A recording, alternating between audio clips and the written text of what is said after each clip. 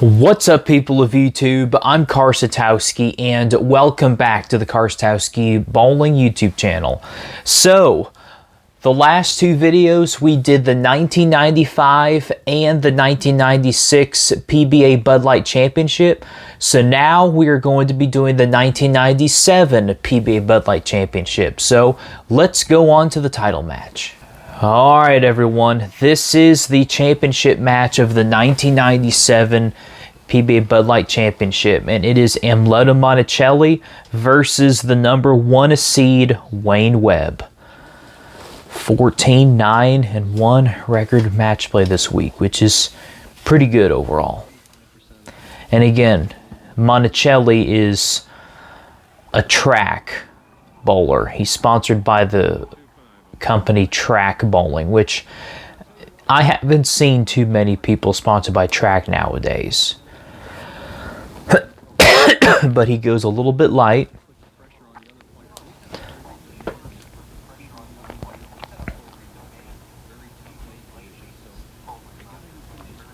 This is actually a relatively choppable spare. If you're going to go hook at it, you know, it's best to move your feet about 4 boards to the right, and then the ball will go right in between both the pins. But going straight at it's probably the better option overall. And now we have Wayne Webb. And actually, both of these players are tied with 20 PBA Tour titles as of right now. Like, both of them have been retired from the National Tour for a while.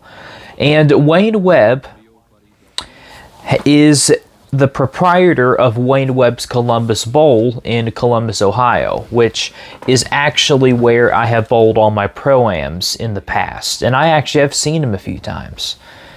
Pretty good guy. He loves bowling still, and he's a great proprietor in one of the best bowling centers in the state of Ohio. And he just misses that shot way left.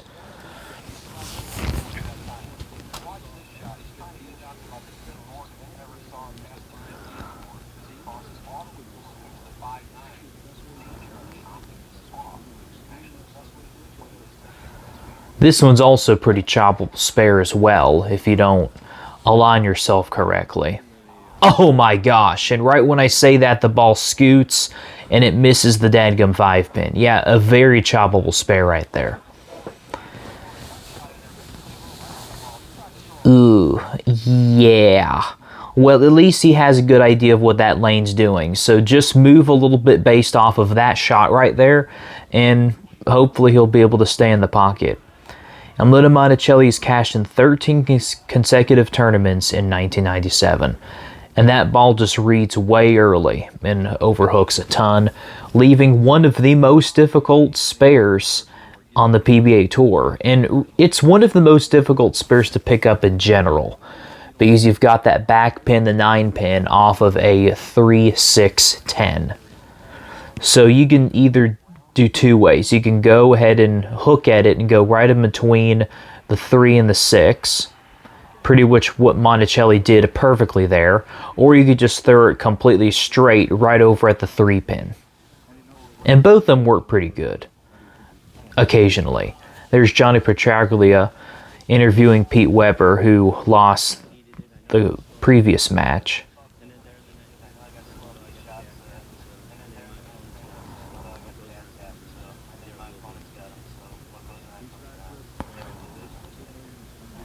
So what goes around comes around. That may be a little bit of foreshadowing. All right, classic Pete Weber.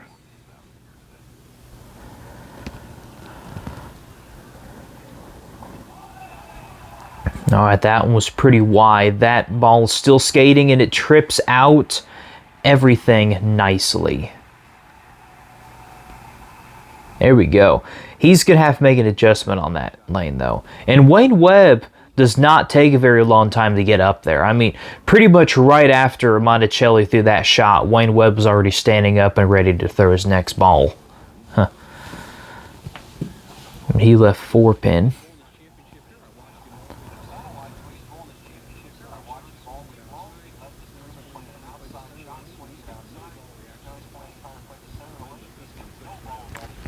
He's got a pretty good solid game. I think he did bowl on the PBA 50 tour somewhat, but I don't know for how long he would have bowled over there.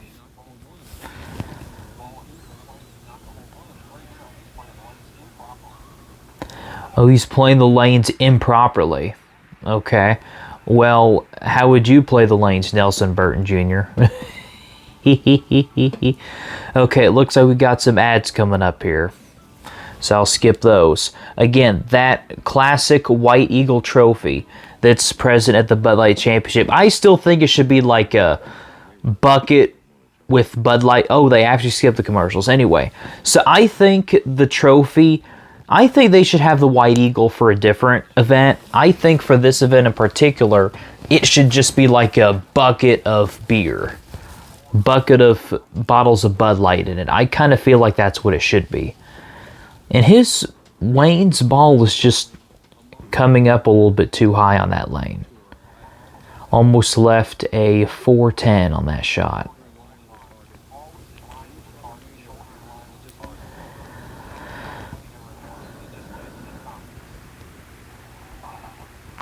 All right, perfect pickup on the 10 pin.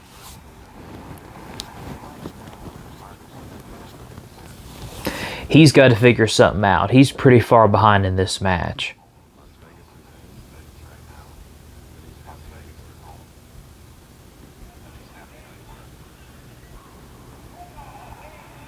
Looks pretty good.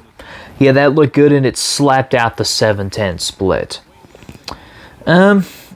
Yeah, he may have to make a little bit more of an adjustment with his feet. It looks like his ball is either going too high in the pocket or just not going heavy enough in the pocket. So Wayne Webb will have to make a little bit of adjustment the next two shots that he's up. Monticelli's relatively lined up. He'll just need to make sure that his ball doesn't go too light on this lane. And now it's pretty much to the point to where it's too heavy.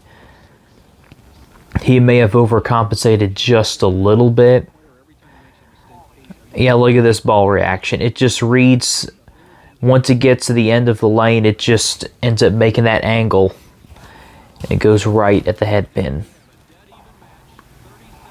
At least he got the count.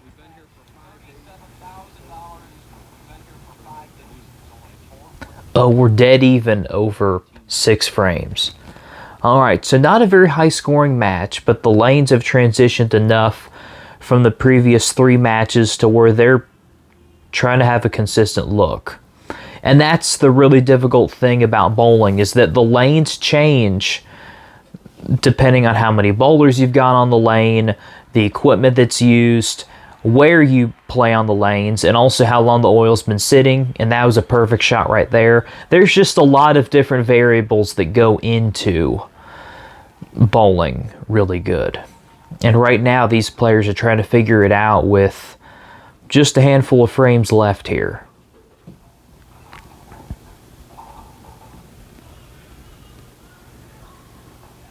It's a pretty good looking shot.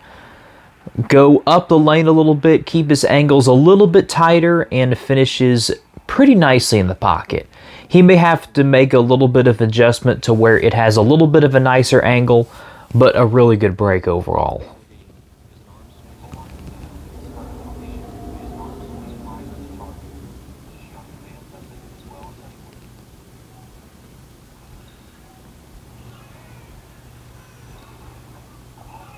It looks pretty good too. Oh, that ball just skated 60 feet and had no chance. Again, it looked good going down the lane, but he gets it a little bit too far to the right and it just skates too much.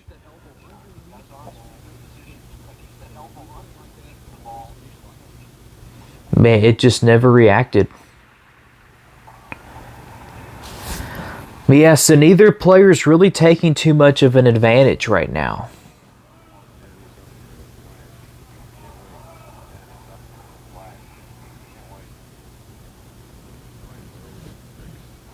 Okay, let's see if Monticelli can go up here and take advantage.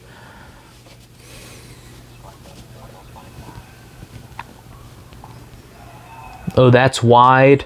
He got that one a lot wider, and oh my goodness sakes alive. That messenger took out the 7 pin, but it did not take out that dadgum 10 pin. Goodness sakes. Look at that. I think he made a pretty good ball adjustment. The ball still finished a little bit light into the pocket, and it just failed to take out the 10 pin. Now that stinks. At least he didn't miss it. Thank goodness he did not miss it. Ugh. Dadgum.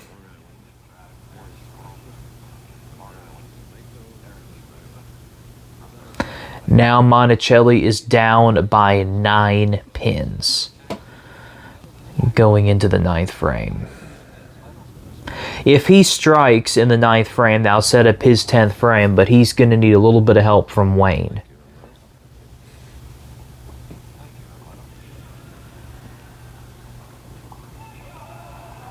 Looks pretty good. That ball finishes in the pocket light again. Daggone it. Yeah, they were pretty good shots. It's just the ball isn't finishing in the pocket quite the right way. And it's just leaving too many corner pins.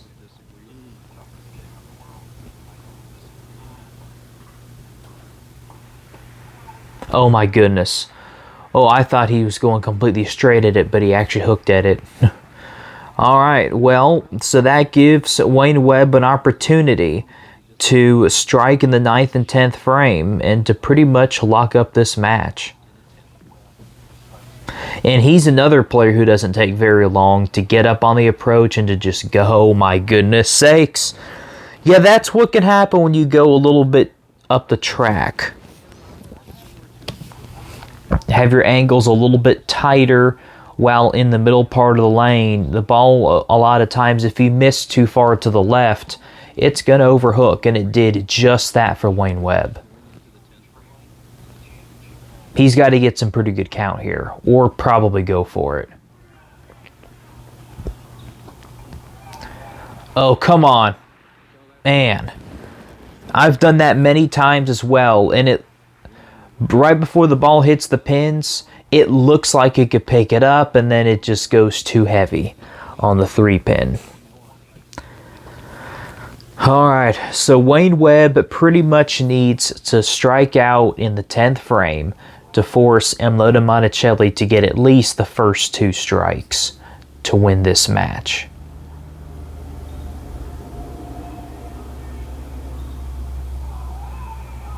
Push. Oh my goodness sakes. Great looking shot and left the ringing 10 pin. Now that's just a kick to the teeth right there, because that right there basically means that Monticelli just needs to have a mark and good count in the 10th frame, considering that Wayne Webb gets good count on his fill shot. A pretty low scoring match too. Neither player really figured out these lanes.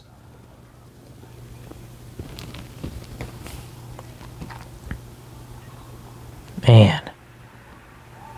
Alright, that one finished nicely. Yeah, he would have liked to get that first shot back. Although, I don't know if he would have wanted to change that first shot. I think he just got unlucky with bad pin carry.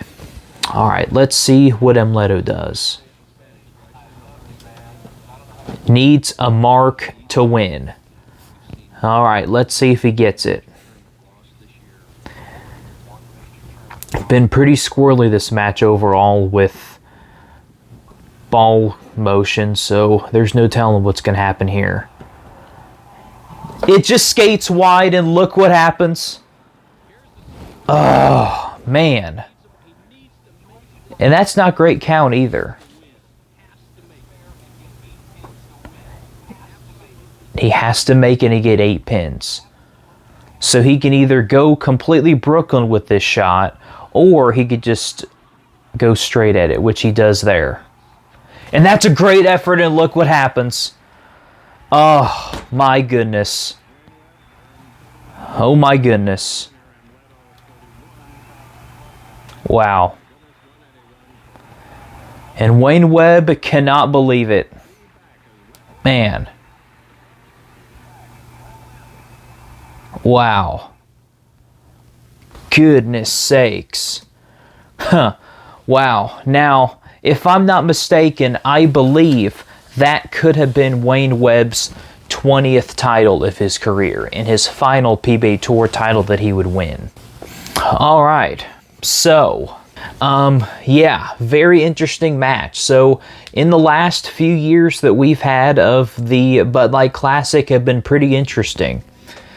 Phil Ringinger had led that tournament in 95 and 96. He finished second to Jess Stayrook in 95 and won in 96. And Wayne Webb won from the number 1 seed in 97. So there you have it.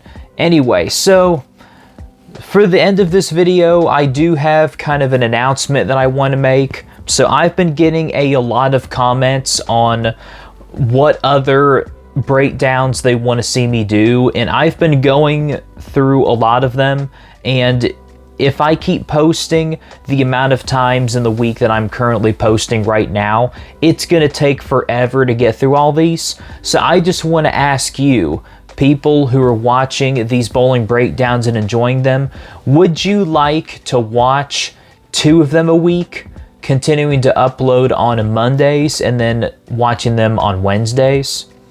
And again, I've got a lot of different requests to review different championships, and I really also love to record these. And I haven't seen a lot of the classic stepladder matches, so I really just like watching them, and I like recording them to share them with you guys. So if you would like to see them on Mondays and Wednesdays, comment down below if you're in favor with that.